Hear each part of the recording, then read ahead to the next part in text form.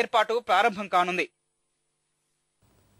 London British లైబ్రరీలో United Kingdom Telugu association ఆధ్వర్యంలో మొదటి ప్రపంచ తెలుగు చరిత్ర మహాసభలు ఘనంగా ముగిశాయి. ఈ తెలుగు మహాసభల్లో ఏర్పాటు చేసిన చిత్ర కళా ప్రదర్శన విశేషంగా ఆకట్టుకుంది.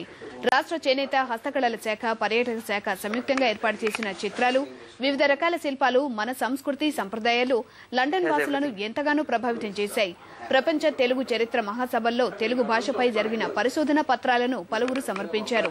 ఆంధ్రప్రదేశ్ వెలుపల ఉండే తెలుగు ప్రజలు మన సంస్కృతిని మరచిపోకుండా ఇలాంటి మహాసభలు ఎంతగానో ఉపయోగపడతాయని సభలో పాల్గొన్న వారు అభిప్రాయపడ్డారు.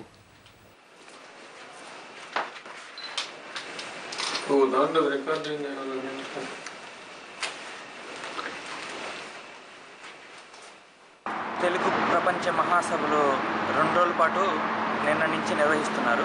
చాలా అద్భుతంగా జరుగుతుంది. అతిరథ మహారథులందరూ దీనికి హాజరయ్యి దీన్ని చాలా బాగా చేశారు.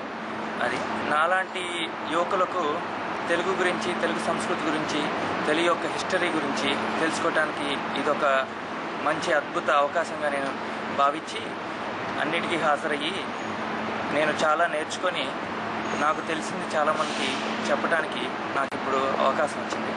తెలుగు జాతి చరిత్ర మహోజ్వలమైందని, దీనిని పరిరక్షించవలసినటువంటి ఆవశ్యకత ఉందని వెల్లడించారు.